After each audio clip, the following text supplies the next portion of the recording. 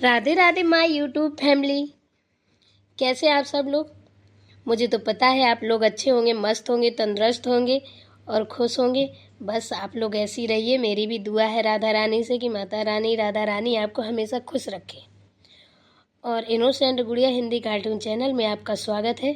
तो आज आपकी पर्वतिया ना बहुत बहुत ही अच्छी और मज़ेदार सास बहू की कहानी लेकर आई है।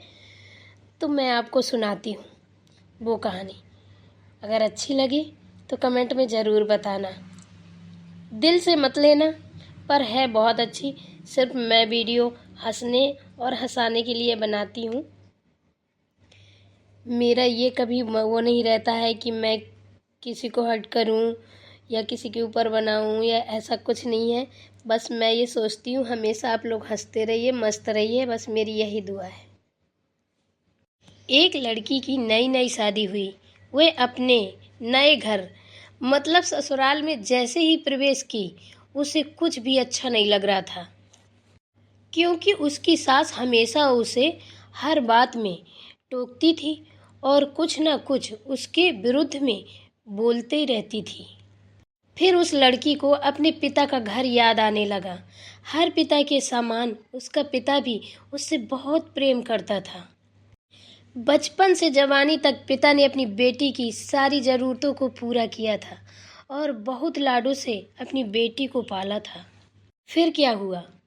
ये नई नवेली दुल्हन अपनी सास के इस रूखे व्यवहार के कारण परेशान हो गई और कई बार तो उसने अपनी सास को खरी खोटी सुना डाली, जिसके कारण घर में बड़ी ही असमंजस की स्थिति हो गई।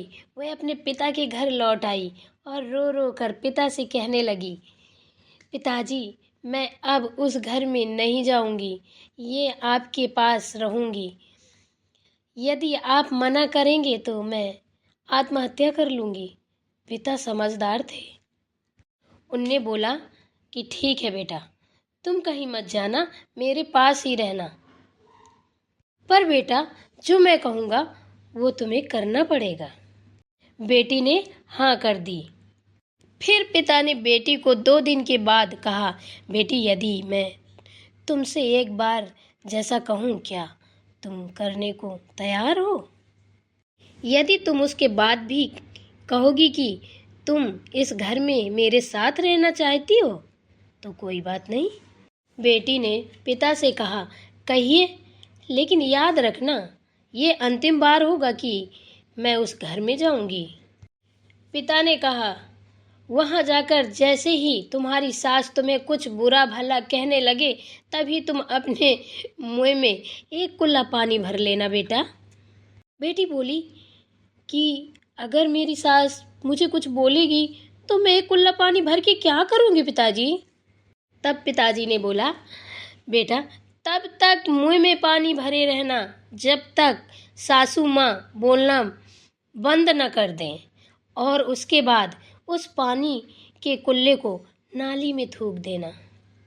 और बेटा, फिर कुछ भी पलट कर मत कहना। बेटी को कुछ समझ में नहीं आया, लेकिन बेटी तैयार हो गई।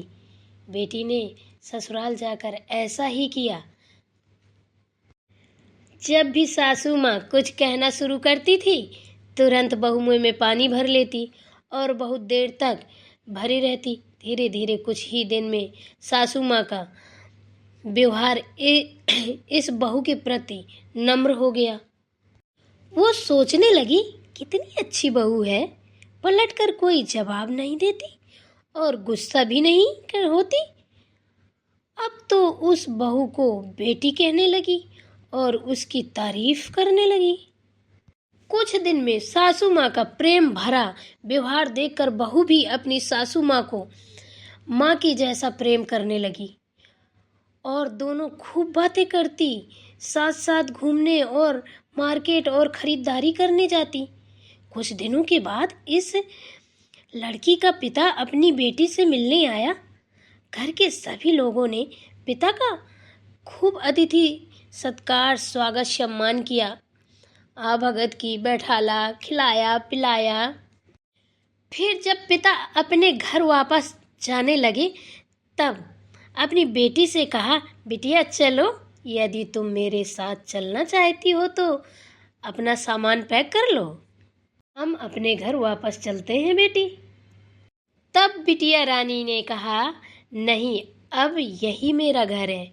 मैं अपनी सासू माँ से बहुत प्रेम करती हूँ और अब मैं इन्हें किसी भी कीमत में अकेला नहीं छोड़ूंगी।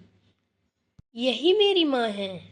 पिताजी अपनी बेटी की इन बातों को सुनकर और सास बहू के अटूट प्रेम को देखकर बहुत खुश हुए और बेटी को बहुत सारा आशीर्वाद देकर खुशी खुशी घर लौट आए। घर लौटने के बाद बेटी की माँ को बताया कि अब तो उसको तुमसे अच्छी माँ मिल गई है, वो तो आने के लिए तैयार ही नहीं। तो माँ को भी ये बात सुनकर बहुत खुशी हुई कि हे माता रानी, जैसी मेरी बेटी को दूसरी माँ मिल गई है, मेरी सारी बेटियों को ऐसी माँ मिले कि किसी को अपने मायके की याद ना आए। दोस्तों, अगर मेरी कहानी ज़रा सी भी अच्छी लगी हो तो कमेंट में ज़रूर बताइएगा। चैनल को सब्सक्राइब करना भूलिएगा मत। और मैं आपको अब अच्छी अच्छी आपकी पर्वतिया एक से एक मस्त से मस्त बिंदास कहानियाँ लेकर आएगी आपके लिए। दोस्तों, एक बात ज़रूर कहूँगी, प्रेम सब बातों को सह लेता है। रिश्ते बनाना आसान है, निभाना कठिन है, लेकिन जो रिश्ते निभाना जानते हैं वो ही लोग सही मायने में सच्चा प्रेम करते हैं। आपने इस सास बहू की मज़ेदार कहानी से क्या शिक्षा पाई है, कमेंट में ज़रूर लिखिएगा। धन्यवाद।